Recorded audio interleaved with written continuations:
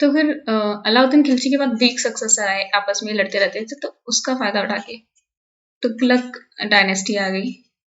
तो ये longest period serving है, सबसे ज़्यादा टाइम तक यही सर्व किया, अराउंड 96 ईयर्स तक इन्होंने रूल किया। एंड गयासुद्दीन तुगलक रहे थे 5 साल तक, 1320 to 25।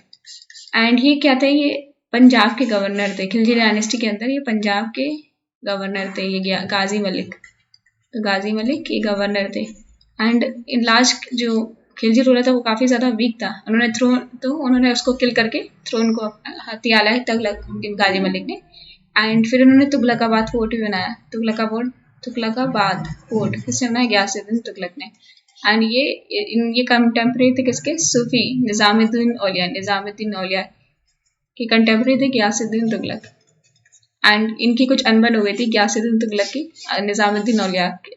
तो गाजी मलिक ने अपना नाम चेंज कर लिया था गयासुद्दीन तुगलक, तो गयासुद्दीन तुगलक चेंज कर लिया था। एंड इनकी निज़ामुद्दीन औलिया से नहीं मिल गया, तो उन्हें कुछ साइड में बोला कि निज़ामुद्दीन औलिया अभी तेरे को मारता हूँ।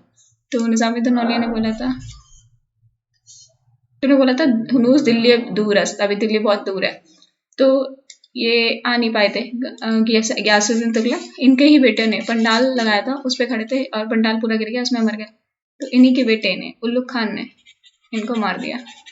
उल्लुग खान ने अपना नाम चेंज किया मोहम्मद बिन तुगलक। फिर आता है मोहम्मद बिन तुगलक। तो मोहम्मद बिन तुगलक ये 1325 to 1351।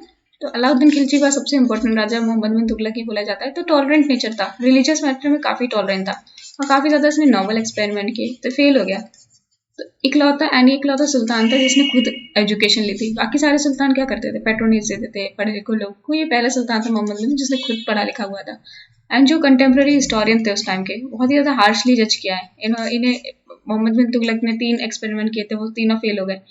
तो लेकिन जो आज के कंटेम्प्रेरी हिस्टोरियंस मोहम्मद बिन तुगलक को पागल नहीं मानते। मोहम्मद बिन तुगलक ने जो भी एक्सपेरिमेंट्स किए थे वो फेल हो गए, लेकिन बहुत आगे की सोच रखते थे वो एक्सपेरिमेंट्स। तो मोहम्मद बिन तुगलक काफ़ी ज़्यादा, लेकिन उस टाइम के जो बर्नी थे, इसामी थे, इब्न बतूता उस टाइम के हिस्टोरियन थे, उन्होंने मोहम्मद बिन तुगलक को बहुत ही हार्शली जज किया है, बर्नी, इसामी, इब्न बतूता। लेकिन आज के जो हिस्टोरियंस है वो मोहम्मद बिन तुगलक को काफ़ी अच्छा राजा मानते हैं। इन्हीं के टाइम मोहम्मद बिन तुगलक की वजह से तुगलकी फरमान बोल स्टार्ट हो गया लोगों के बोलने के। तो उसने सोचा दिल्ली से कैपिटल ट्रांसफर करते हैं, कहाँ पे, देवागिरी, यहाँ पे दौलताबाद। तो इसने कैपिटल देवागिरी दौलताबाद ट्रांसफर की, क्योंकि वो चाहता था कि साउथ में भी जो भी एरिया ऑक्यूपाई किया उस पर भी बेटर कंट्रोल हो पाए। तो उसने लोगों को, कॉमन लोगों से भी बोला कि दिल्ली से दौलताबाद चलो, तो लोगों को भी बुलाया। बहुत सारे लोग थे कि 1500 किलोमीटर की रेगुलर जर्नी में ही रास्ते में मर गए। फिर 2 साल बाद जब यहाँ पे रहने के बाद यहाँ पे भी अकाल आ गया, पानी की कमी पड़ गई, और उन्हें लगा कि यहाँ जैसे साउथ नॉर्थ से, दिल्ली से साउथ को नहीं देख सकते सही से, वैसे साउथ से नॉर्थ को सही से नहीं देख सकते। तो फिर से उन्होंने 2 साल बाद कैपिटल चेंज की। तो कितना प्यार रह गया होगा इनके लिए लोगों के मन में। तो काफ़ी ज़्यादा बेकार फरमान था लोगों के अकॉर्डिंग ये वाला।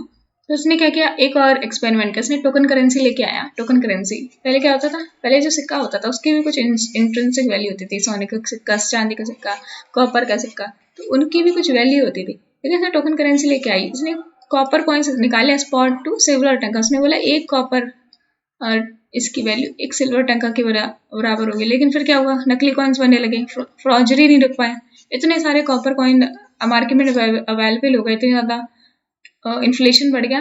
तो उसने बोला कि ठीक है, कॉपर कॉइन के एक्सचेंज में आपको सिल्वर कॉइन देंगे। लेकिन ऐसा करते करते पूरी रॉयल ट्रेजरी खाली हो गई, तो कॉपर के पूरे हीप लगे रहते थे महाराजा के घर के बाहर।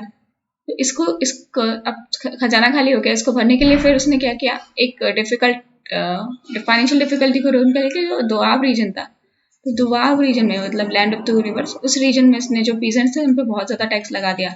उस टाइम फेमाइन आ रखी थी, तो कई जगह फार्मर्स ने रिवॉल्ट कर दिया कि फेमाइन आ रखी है, आप ऐसे टैक्स लगा रहे हो। तो इसने अब जब देखा गया फार्मर की कंडीशन सच में बेकार थी, तो ये फिर लोन लेके आए, टकावी लोन्स। इसने बोला कि ठीक है, फार्मर्स को हम टकावी लोन्स देंगे एंड उससे फार्मर्स क्या करेंगे, सीड खरीद सकेंगे एंड कल्टीवेशन कर सकेंगे। तो टकावी लोन दिए गए सीड्स एंड कल्टीवेशन के लिए, किसको, फार्मर्स को। तो उन्होंने एग्रीकल्चर का एक सेपरेट डिपार्टमेंट स्टैब्लिश किया। मोहम्मद बिन तुगलक ने क्या, दीवाने को ही और इसने एक मॉडल फार्म की प्रैक्टिस स्टार्ट की, मॉडल फार्म क्रिएट किया। इसने बोला कि सारे फार्म को ऐसी प्रैक्टिस करनी चाहिए। तो मॉडल फार्म रहते थे, ऐसे ऐसे बीज होगा, ऐसे ऐसे प्रोडक्टिविटी करोगा। एंड फिरोज शाह तुगलक ने भी इसको करेक्ट किया। तो स्टार्ट किया था मोहम्मद बिन तुगलक ने model farm method, and Firoz Shah Tughlaq ने कंट्रीब्यूट किया। जब मोहम्मद बिन तुगलक मर गए तो बदौनी जो राइटर थे उन्होंने लिखा, finally Sultan is free from the people and people from the sultan. जब लोगों के बीच में प्यार मोहब्बत वाली रिलेशनशिप थी, कभी ऐसे लोग ऐसे रिग्रेस स्टेप लिख करता था कि लोग दुखी हो जाते थे, फिर अच्छे स्टेप्स भी लेके आते थे वेलफेयर वाले। तो इसने बोला है कि finally sultan was free from the people and people from sultan. And Barani एक और राइटर था, उन्होंने बोला मिक्सचर ऑफ अपोजिट्स। उन्होंने बोला है इसको, मोहम्मद बिन तुगलक को, मिक्सचर ऑफ अपोजिट्स। तो काफ़ी क्या कहता है, काफ़ी रिबेलियंस हुए उस टाइम जब मोहम्मद बिन तुगलक को सबसे बड़ा एम्पायर मिला था अलाउद्दीन खिलजी के बाद। लेकिन इसके टाइम काफ़ी जैसे यहाँ पे मदुरई में इसने अपना गवर्नर बिठाया था, किसने, अलाउद्दीन खिलजी ने। एंड मोहम्मद बिन तुगलक ने अपना गवर्नर बिठाया। तो जब देखा कि मोहम्मद बिन तुगलक इतना वीक हो रहा है तो इसने भी अपना रिवॉल्ट कर दिया, अपना अलग किंगडम स्टैब्लिश कर दिया। फिर यहाँ पे 1336 में विजयनगर किंगडम स्टैब्लिश हुआ, विजयनगर। फिर 1346 यहाँ पे बहमनी किंगडम स्टैब्लिश हुआ। और ऊपर से अवध, यहाँ पे अवध, मुल्तान, सिंध। तो सिंध वाले ने, मुल्तान, अवध, इन्होंने भी रिवॉल्ट कर दिया मोहम्मद बिन तुगलक के। तो काफ़ी ज़्यादा जो दिल्ली सल्तनत वाला एम्पायर था सिकुड़ के रह गया। तो ये तुगलक एक प्ले करते हैं, एक बंदा काफ़ी अच्छा लिखते हैं, कन्नड़ में लिखते हैं। तो ये गिरीश कर्नाड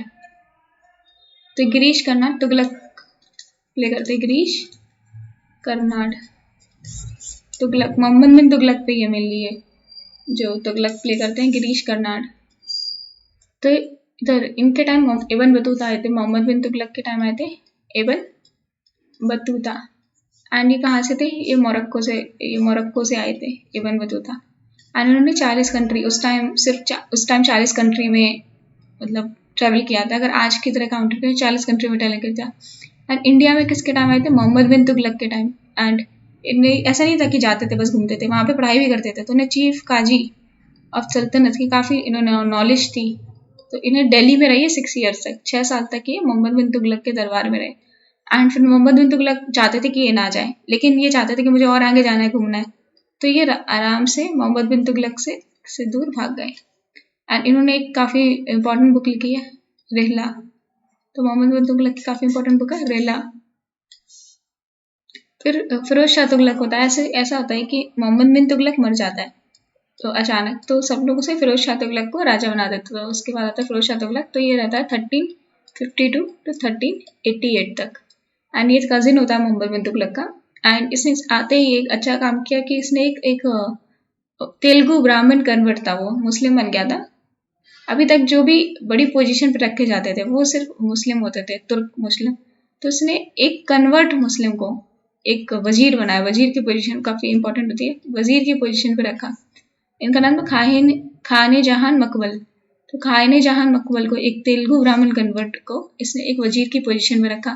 एंड काफ़ी हेल्प करते थे Khan e Jahan Maqbul in day to day administration. तो इन्होंने उड़ीसा एंड तत्ता सिंध, तो सिंध और उड़ीसा में वहाँ पे तट्टा काफ़ी कैंपेन किया, सक्सेसफुल हुआ सिंध में और उड़ीसा में।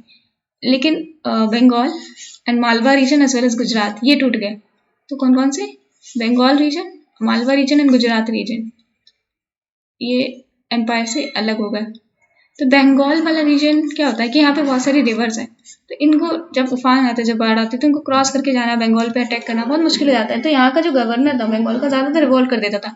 बंगाल को कैप्चर करना बहुत इंपॉर्टेंट था क्योंकि बहुत ज़्यादा गंगा ब्रह्मपुत्र वाला डेल्टा बहुत ज़्यादा फर्टाइल रीजन था, तो इसलिए। लेकिन ये गुजरात एंड मालवा एंड बंगाल ने अपना अलग हो गए थे, इंडिपेंडेंट हो गए थे। तो फिरोज शाह तुगलक ने और क्या क्या काम किया, जो इक्ता सिस्टम था उसको फिर से रिवाइव किया, इक्ता सिस्टम को। जैसे अलाउद्दीन खिलजी ने क्या किया था, अलाउद्दीन खिलजी ने वो कैश में पेमेंट करना स्टार्ट किया, और जो भी नोबल्स थे उनको जितनी भी पावर से वो सब छीन ली। तो उसने इक्ता सिस्टम स्टार्ट किया, उसको हेरिडेटरी कर दिया। तो हेरिडेटरी कर दिया, नोबल बड़े खुश कि चलो हमारे पास पैसा रहेगा, हमारे बेटे के पास रहेगा, हमारे बच्चों के पास रहेगा। तो इक्ता सिस्टम को हेरिडेटरी कर दिया। फिर ये उलेमास की बात मानता था, जो रिलीजियस हेड होते थे उनकी बात सुनता था।